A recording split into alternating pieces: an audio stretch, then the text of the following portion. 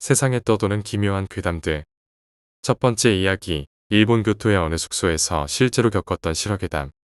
이제 슬슬 연말이고 여행 시즌이니 내가 여행 갔다 겪었던 무서운 이야기를 하나 해보겠다. 중학교 때 수학여행으로 교토에 갔었다. 저녁 식사를 마친 후 목욕도 하고 여관에서 취침 시간까지 신나게 놀고 있을 무렵이었다. 나는 오른쪽 옆방에 친한 놈들이 있었기에 그 방으로 놀러갔다. 우리는 트럼프도 치고 우노도 하면서 놀았지만 슬슬 그것도 질려갔다. 그때 누군가 무서운 이야기하자 라고 제안했다. 방 불을 끄고 가운데에 10명가량 모여 이야기를 시작했다. 돌아가며 이야기를 해나가다 A의 차례가 돌아왔다. 여기처럼 수학여행 숙소로 쓰이는 싸구려 여관에는 귀신이 나온대. 불제때 붙여놓은 부적이 그림이나 항아리 뒤, 서랍안 같은 곳에 붙어 있다고. 한번 같이 찾아보자. 무서운 이야기를 기대했기에 다들 분위기는 좋지 않았지만 방을 한번 뒤져보기로 했다. 실제로 있으면 있는 대로 재미있을 것이고 무엇보다 왠지 있을 것만 같은 느낌이었으니. 하지만 그림이나 항아리 뒤, 서랍 안쪽과 TV 아래까지 샅샅이 뒤졌지만 결국 뭐 하나 나오지 않았다. 그중 옆방에서 베개 싸움 하던 게 우리 방으로 넘어와 우리도 신나게 베개 싸움을 시작했다. 다들 점점 신이 나서 이불을 깔고 레슬링까지 해대며 수학여행의 밤을 즐기고 있었다. 신나게 놀다 조금 지쳐 쉬던 도중 A가 천장에 있는 점검구를 발견했다. 천장과 지붕 사이 공간으로 이어지는, 보통 집이라면 화장실 천장에 있는 바로 그 것. 그 여관은 어째서인지 방 가장자리 천장에 그게 있었던 것이다. A는 나쁜 놈은 아니었지만 언제나 도를 넘곤 하는 놈이었다. 저 안에 들어가 보자. 옆방으로 넘어갈 수 있는 거 아냐? 어두운 곳을 싫어하고 폐서 공포증까지 있는 나는 단호히 거부했다. 다른 녀석들도 힘들어 죽겠다던가 더러워서 싫다는 등 나서는 놈이 없었다. 그럼 내가 들어갈 테니까 나 좀 들어 올려줘. 애들 셋이서 받쳐주고 A가 점검구를 연다. 조심스레 열었지만 먼지가 와락 쏟아진다. 아마 오랫동안 쓰지 않았던 거겠지. 열린 점검구 너머에는 어두컴컴한 공간이 보일 뿐이다. 뭐야, 어둡네. A는 안에 머리를 쑥 집어넣고 말한다. 그 안이 밝을 거라고 생각하기라도 한 걸까. 무언가 찾아낸 것인지 A가 소리를 냈다. 여기 뭔가가 있어. 그렇게 말하며 A는 양손을 구멍 안에 넣고 머리만 뺐다. 구멍이 작아서 머리랑 양손을 같이 넣을 수가 없었던 거겠지. 곧 손을 천천히 어두운 곳에서 빼내고 바깥 세계로 가져나온다. 손에 든 걸 본 순간 그 방에 있던 모든 아이들이 움찔했다. 천장과 지붕 사이 공간이 너무 어두워 A에게는 그것이 보이질 않았던 것이리라. 알았더라면 결코 그걸 꺼낼 생각 따윈 하지 않았을 텐데. A가 천장과 지붕 사이에서 찾아낸 건 붉은 표식이 찍힌 일본 종이로 감싸진 인형이었다. 부적과 붉은 책도 함께 있었다. 긴 세월 놓여 있었던 탓인지 인형 표면은 먼지로 검게 더럽혀져 있었다. 부적도 오래되어 간신히 글자를 읽을 수 있는 정도였다. 작고 붉은 책은 포켓형 사전 정도 크기로 검붉은 표지에는 무언가 알 수 없는 글자가 써 있었다.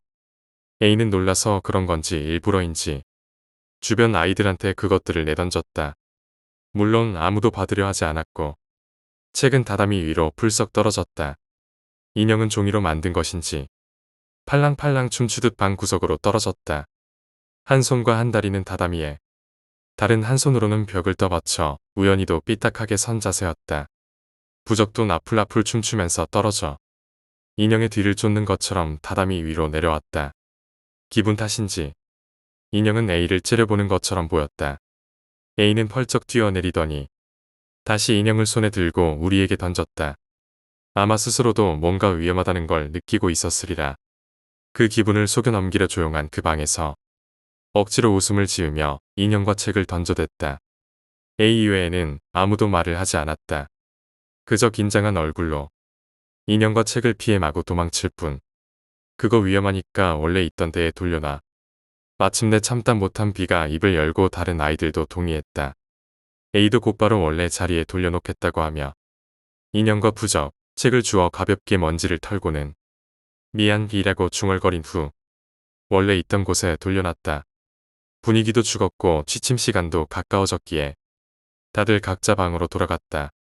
나는 옆에 있던 내 방으로 갔고 A는 인형이 나온 그 방에 그대로 있었다. 곧 소등 시간이 지나고 선생님들이 돌아다니며 각 방에 불을 껐다.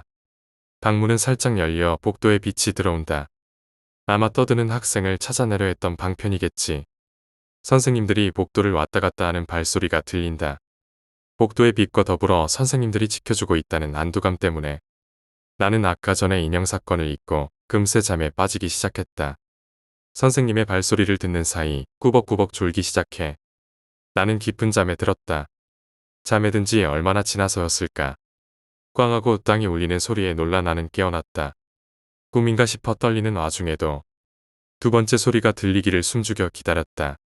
아마 나 말고 다른 녀석들도 마찬가지였던 모양이다. 곧바로 쾅쾅하고 똑같은 소리가 울려 퍼졌다. 그와 동시에 누군가 큰 소리로 외치기 시작했다. 아무래도 옆방에서 들려오는 소리 같다. 복도에서 선생님이 "왜 그러냐?" 라고 외치고 A가 큰 소리로 소리치는 게 들려왔다. 우리는 당황해 방을 나와 옆방으로 뛰어갔다. 방 안에는 엄청난 광경이 펼쳐지고 있었다.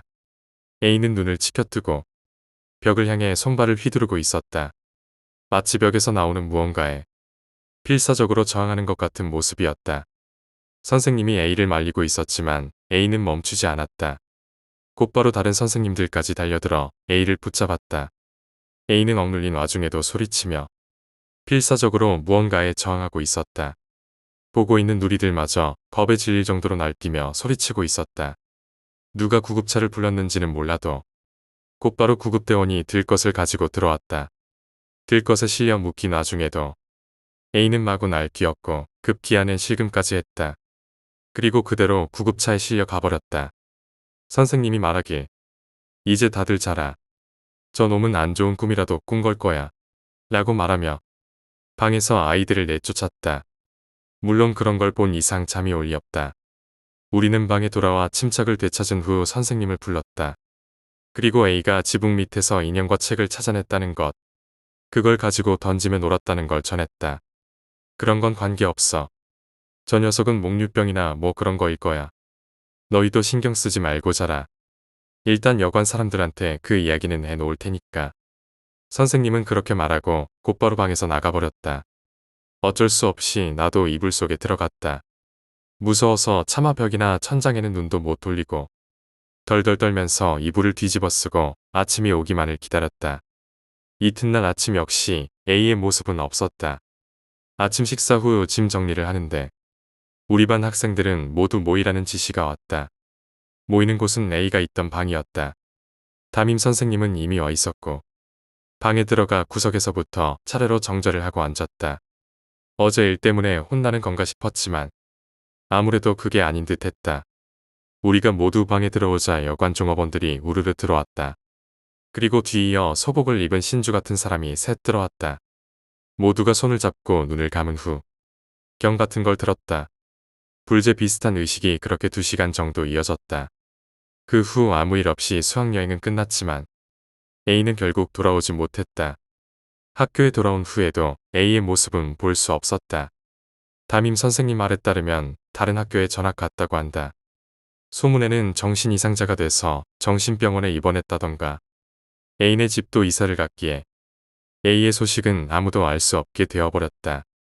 그 후 생각해보면 이상한 일투성이다. 우선 누가 구급차를 불렀는지 모른다는 점이었다. 분명 선생님이 구급차를 부르라고 소리는 쳤지만 실제로 전화를 한 사람이 없었다. 게다가 선생님이 말하고 곧바로 구급대원이 들어왔을 정도로 도착도 비정상적으로 빨랐다. 구급대원의 얼굴도 왠지 시커멓게 보이지 않았고 선생님들 중 보호자 자격으로 구급차에 함께 탔던 사람도 없었던 것이다. 그 방에서 무슨 일이 있었는지, 왜 인형과 부적과 책이 있었는지는 여러분의 상상에 맡긴다. 그 구급대원들은 사람이었을까? 벌써 30년 전 일이 되어버린 실화다. 두 번째 이야기, 아무거나 죽지 마. 꽤 오래전에 있었던 무서운 일이었다. 백화점에 갔었다. 쇼핑을 마치고 밖에 있는 벤치에 앉아 담배를 피우다가 별 생각 없이 옆에 있던 쓰레기통 안을 들여다보았다. 안은 거의 비어 깨끗했지만 휴대폰이 하나 버려져 있었다. 내버려뒀으면 좋았을 텐데. 멍청하게 그걸 주워들었다. 폴더폰인데 완전히 망가져 있었다. 쓰레기통에 다시 내버리려다. 문득 메모리 카드를 확인해 보니 1GB짜리 미니 SD가 들어있었다. 운이 좋다 싶어 신이 난 나는 메모리 카드만 챙겼다. 이게 잘못이었다. 집에 돌아와 PC를 켜고 카드를 꽂아보았다. 뭐가 들어있나 신경이 쓰여서 말이야. 야한 사진이라도 있지 않을까 두근대며 열어보니 사진이 100장 정도 있었다. 첫 번째 파일을 열고 순서대로 사진을 봤지만 재밌는 건 전혀 없었다. 중년의 여자와 그 딸인 듯한 젊은 여자의 사진이 주로 있었고 그거 말고는 도쿄나 후쿠오카의 랜드마크 사진이 있을 뿐이었다. 시시하다는 생각에 두근거림은 잦아들었지만 별 생각 없이 계속 사진을 보고 있자니 이상한 게 나왔다. 어두운 방 안. 긴 머리카락에 여자 뒷모습이 보인다. 조금 기대했다. 왜냐하면 여자가 알몸이었거든. 두근거리면서 다음 사진을 보자. 여자가 이쪽으로 목만 돌려 시선을 보내고 있었다. 몸은 그대로인데 목만 완전히 돌아와.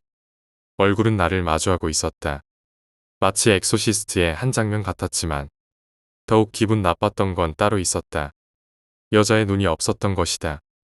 머리에 가려있다던가 하는 게 아니라 눈 부분이 피부처럼 되어 있었다. 마치 뺨처럼 자연스럽게 말이다. 이게 뭔가 싶어 나는 다음 사진을 열었다. 그랬더니 새까만 화면이 펼쳐졌다. 그 다음도 그 다음 장도 새까맸어. 3장 연속 새까만 화면만 뜨고 끝났다. 솔직히 기분이 나빴지만 휴대폰 주인이던 아저씨가 장난이라도 친 거라고 생각하기로 했다. 나는 카드를 포맷해버리기로 했다. 그런데 포맷을 클릭한 순간 방에 불이 나갔다. 나는 아파트에서 자취하고 있는데 5년 동안 살면서 그런 일은 처음이었다. 밤 10시 정도였기에 당연히 어두웠지만 노트북만은 켜져 있어 깜깜하지 않았다. 창밖을 보자 슈퍼에 불빛이 보였다. 정전은 아닌가. 두꺼비 집이 떨어졌나 싶어 현관으로 가는데 부엌에서 또각하고 소리가 들려왔다. 움찔했다. 나 말고 다른 사람이 집에 있을 리 없다. 기분 탓이리라 생각하며 심호흡하고 복도로 나왔다. 어두컴컴의 빛 대신 아까 전까지 쓰던 노트북을 들어 비췄다. 그 순간 또각또각하고 부엌에서 소리가 들려왔다. 구두를 신고 걸어오는 소리가.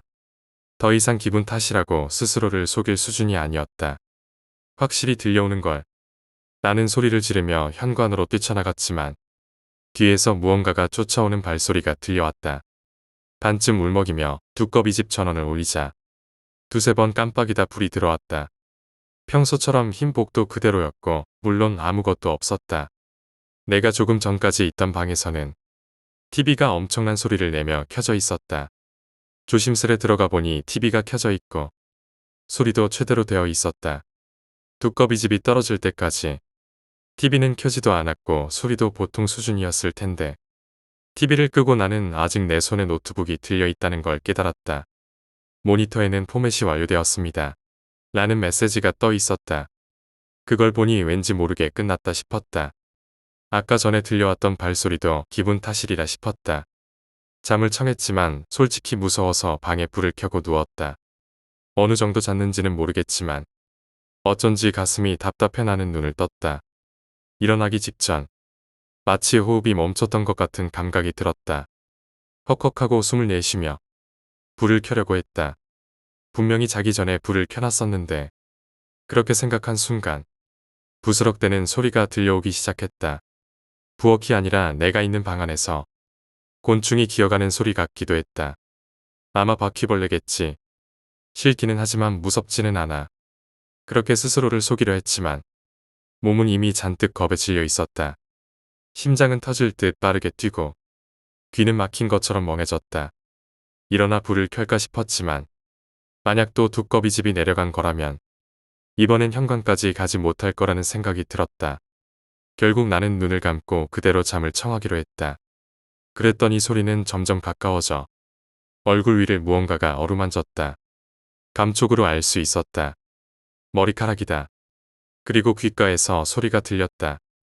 누구야? 굉장히 작은 소리였지만 틀림없이 들렸다. 여자였다. 내가 할 말이라고 생각했지만 입을 꼭 다물고 대답하지 않았다. 그랬더니 부스럭대는 소리가 다시 들려오고 그것은 점점 멀어져 갔다. 어느새인가 잠에 빠진 나는 이튿날 아침 일어나 거울을 보고 깜짝 놀랐다. 얼굴 가득 실같이 가늘게 새빨갛게 부은 자국 투성이었다. 우선 회사를 쉬고 병원을 가려 했지만 그 전에 신경이 쓰여 노트북을 켰다. 어제 그 메모리 카드를 열었다. 포맷을 했는데도 안에는 파일이 들어있었다. 울고 싶었다. 보고 싶지 않았지만 어젯밤 일이 신경 쓰여서 다시 사진을 열었다. 역시 그 눈이 없는 여자가 찍혀 있었다. 새까만 사진들을 보던 와중 나는 문득 깨달았다. 어제는 몰랐지만 새까만 와중 아주 약간 빛이 보였다. 구멍처럼. 다음 사진도 가장자리 쪽에는 검은 빛이 엷어지고 그 너머에 피부색이 보였다. 신경 쓰여 포토샵을 써서 밝기를 조정하고 확대하던 도중 나는 알아차렸다. 이거 혹시 렌즈에 머리카락이 감겨 있는 건 아닐까? 저 너머에 있는 건 그 여자의 눈 부분인 건 아닐까? 혹시 아닐지도 모르지만 그렇게 생각하자 도저히 견딜 수가 없었다. 나는 메모리 카드를 뽑고 할머니가 준 부적을 꼭 쥔 채로 근처 신사로 달려갔다. 그리고 메모리 카드를 경내 구석에 묻고 온 힘을 다해 도망쳤다. 그날은 회사도 쉬고 피부과에 가서 약을 받고 돌아왔다. 집에 돌아올 무렵에는 스스로가 바보 같아 공포감도 옅어졌다. 하지만 방에 들어서자 어쩐지 심장이 아파왔다. 귀도 이상하다. 왜인가 당황해 노트북을 확인했지만 당연히 메모리 카드는 없었다. 신경과민인가 싶어 모니터를 보니 내 문서에 본 적 없는 폴더가 있었다. 좋지 않은 예감이 들어서 폴더를 열어보니 역시나 그 사진이었다. 사진은 전부 들어있었다. 결코 파일을 옮겨놓은 적이 없었는데도 이제 무리라고 생각한 나는 그날 중으로 노트북을 중고가게에 급하게 넘겼다. 일단 포맷을 하기는 했지만 어떨지는 그 후로는 무서워서 차마 컴퓨터를 살 생각도 하고 있지 않다. 얼굴에 난 부은 자국도 사라졌고 이상한 소리도 더는 들리지 않는다. 종종 긴 머리카락이 주머니에 들어있곤 하지만 기분 탓이겠지. 여러분도 뭔가를 주울 때는 조심하라고 말하고 싶다. 세 번째 이야기, 기괴한 목욕탕. 내가 초등학생일 무렵 우리 집 근처에는 100년 가까이 이어져 온 작은 목욕탕이 있었다. 하지만 오래된 가게라고는 해도 시대의 흐름 때문인지 손님들이 그리 많이 찾아오는 곳은 아니었다. 우리 할아버지는 그 목욕탕을 무척 좋아해서 매일같이 그 목욕탕에 다니는 게 소소한 즐거움이셨던 것 같다. 아무 예고도 없이 갑작스레 세상을 떠나셨지만 돌아가시기 전날까지도 목욕탕에 갔었으니 어느 주말 밤 나는 아버지와 함께 목욕탕에 갔다. 옷을 벗고 힘차게 욕실 문을 열었는데 깜짝 놀랐다. 언제나 팔이나 날리고 있던 목욕탕이 어찌된 일인지 사람으로 가득 차 있었다. 욕탕 안에도 사람투성이고 씻는 곳에도 사람들이 꽉 차 있었다. 내 뒤를 따라 온 아버지도 깜짝 놀랄 정도였다. 이래서는 못 들어가겠네. 좀 기다릴까? 아버지는 맥주를, 나는 아이스크림을 사고 탈의실에서 기다리기로 했다. 목욕 전에 아이스크림을 먹다니 평소와는 완전 차례가 반대라. 나는 어쩐지 즐거웠다. 한동안 기다렸지만 나오는 손님은 아무도 없었다. 아버지가 가서 지금은 어떤지 좀 보라고 하시길래 나는 다시 가서 문을 열었다. 그리고 또 놀랐다. 아까 전까지만 해도 그토록 혼잡하던 목욕탕이었는데 지금 보니 손님은 3명뿐이었다. 방금 전까지 사람으로 가득 차 있었던 데다 나온 사람도 없었는데 아버지도 깜짝 놀란 듯 했지만 원래 사람이 사소한 건 신경 쓰지 않는 분이라 아무 일 없었던 듯 평소처럼 목욕이나 했다. 목욕을 마치고 집에 돌아가는데 카운터 옆에 붙은 종이가 눈에 들어왔다. 이럴 수가. 이번 달을 마지막으로 가게를 닫는다는 것이었다. 고작 일주일가량 남았는데 문득 깨달았다. 아직 어린 나이였는데도 왠지 아까 그렇게 손님이 많았던 이유를 알 수 있을 것 같았다. 가게가 문 닫는 게 아쉬워서 먼 옛날부터 이 목욕탕을 찾았던 단골 손님들이 마지막으로 죄다 놀러왔던 거겠지. 아버지도 나와 같은 생각이었던지 할아버지도 분명 계셨을 텐데 말이야. 아들이랑 손자가 같이 왔는데 인사라도 해주지라며 중얼거리셨다. 나와 아버지는 그대로 아무 말 없이 집에 돌아왔다. 목욕탕이 문 닫는 날 다시 한번 아버지와 목욕을 하러 갔지만 그날은 평소처럼 한산할 뿐이었다. 목욕탕이 가득 찬 걸 본 것은 그날이 처음이자 마지막이었다. 네 번째 이야기, 보는 사람에 따라 귀신의 모습도 다르다. 내가 다녔던 초등학교에는 100년 넘은 벚나무가 있었다. 그리고 그 벚나무가 꽃을 피우면 귀신이 나온다는 소문이 있었다. 다만 괴상하게도 그 귀신에 대한 소문은 벚꽃무늬 기모노를 입고 있다는 것외에는 공통점이 없었다. 목격한 사람에 따라 남자인 경우도 여자인 경우도 있고 어른이라는 사람도 아이라는 사람도 있었다. 심지어는 미이라나 해골이라는 이야기까지 나돌았다. 나 역시 초등학교 5학년 때 친구와 함께 그 귀신을 봤다. 나를 포함해 6명이 함께 있었는데 그 중에서 나와 다른 친구 2명만이 귀신을 목격했다. 점심시간에 다 같이 놀고 있는데 갑자기 A가 벚꽃나무 아래를 가리키며 말했다. 저기 벚꽃무늬 기모노를 입은 남자애가 있어. 유치원생인가? 그 말에 나도 벚꽃나무를 바라봤다. 하지만 내 눈에 보인 건 벚꽃무늬 기모노를 입은 예쁜 어른 여자였다. 곧이어 옆에서 B가 작게 비명을 질렀다. 다른 세 친구들에게는 보이지 않는지 그저 우리와 벚나무 사이를 번갈아 보며 고개를 갸웃거릴 뿐이었다. 계속 바라보고 있자 귀신은 씩 웃으며 이리 오라고 손짓하기 시작했다. 무슨 손짓을 하고 있는데? 하지만 A와 B의 말이 각각 나와 달랐다. A는 이쪽은 보지도 않는다고 말했고 B는 위협하고 있다고 말하는 것이었다. B는 두려워하고 있었지만 일단 내 눈에는 여자밖에 안 보이는 데다 무서운 분위기도 없었기에 나는 다가가 보았다.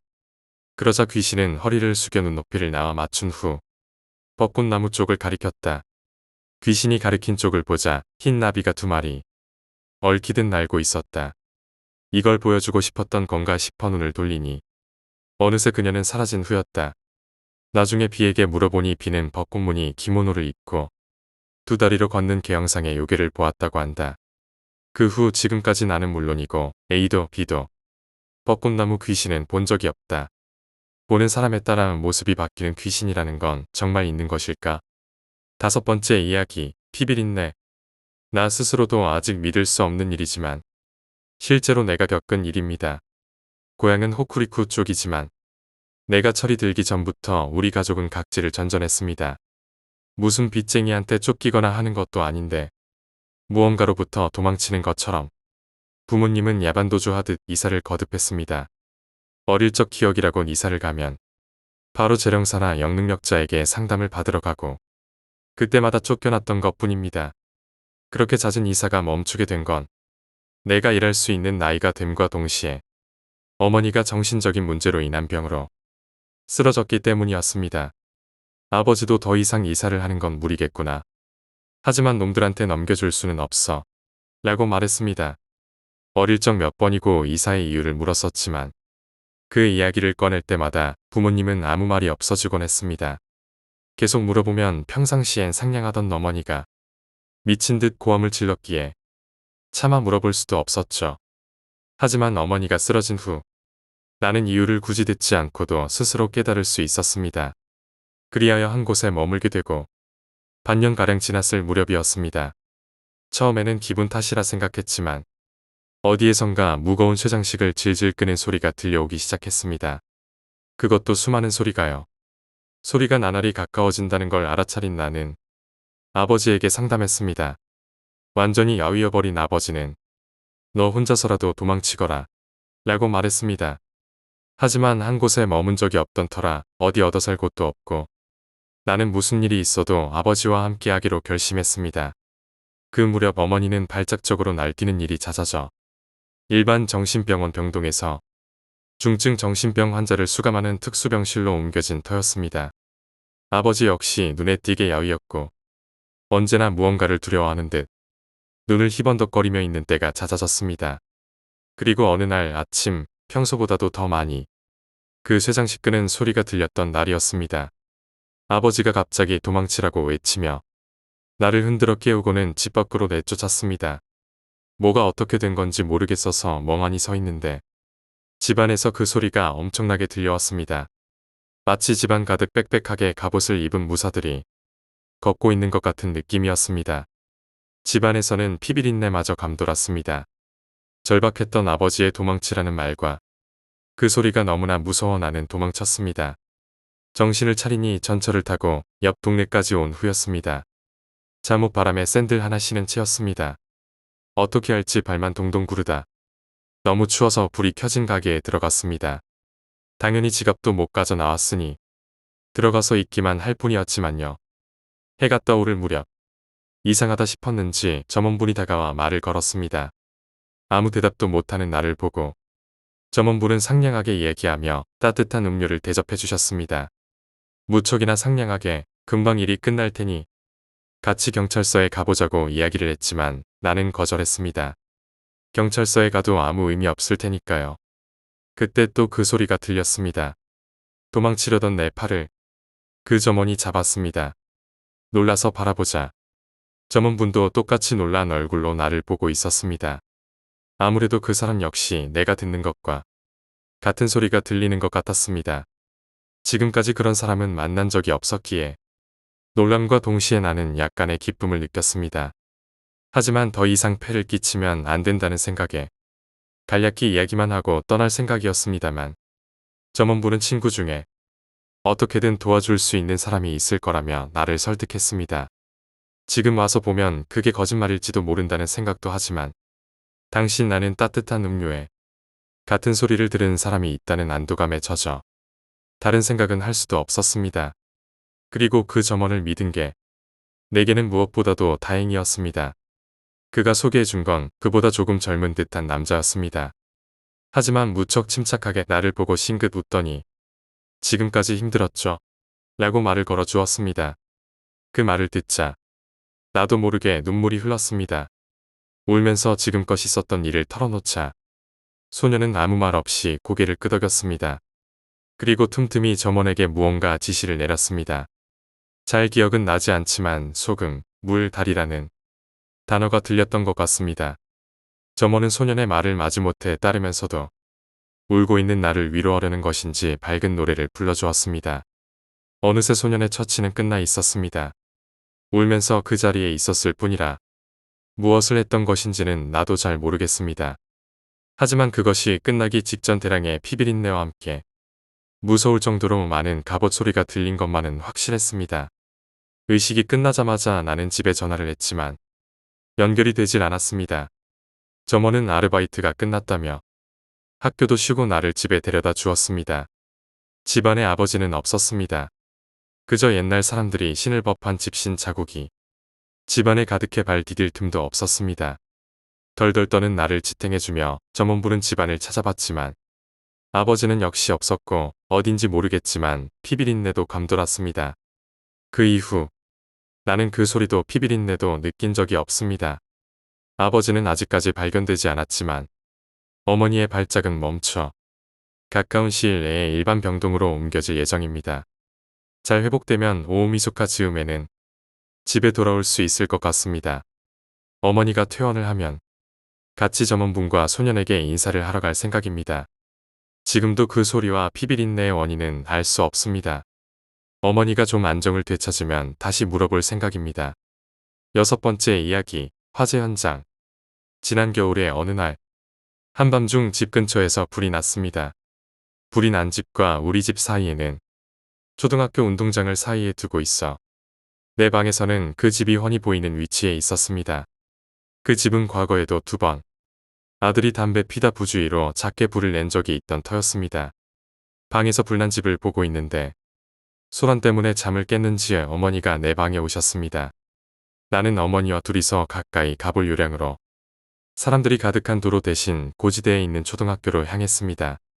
우리는 도로를 사이에 두고 조금 내려다보는 위치에서 그 집 2층 창문을 통해 불이 난 모습을 보았습니다.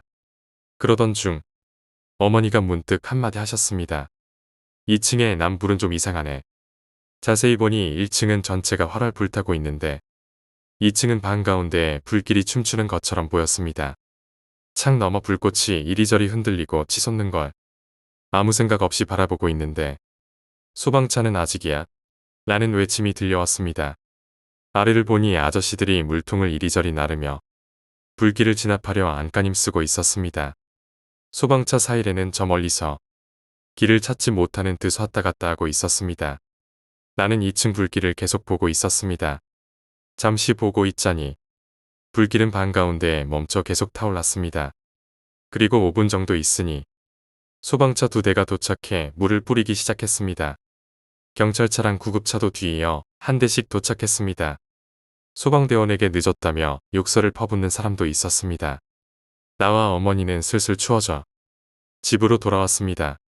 다음날 학교 가는 길에 불난 집을 보니 반쯤 타버려 새까맸습니다. 집에 돌아온 나는 불이 어떻게 난 것인지 어머니에게 물었습니다. 주변 사람들 말로는 그 집은 이전부터 가족들이 뿔뿔이 흩어져 살았기에 집에 있던 건 집주인 아저씨뿐이었다고 합니다. 아무래도 그 아저씨가 정신이 이상해졌었나 봐. 매일 밤 개처럼 짖기도 하고 집에서 막 돌아다니는 소리가 나더란다.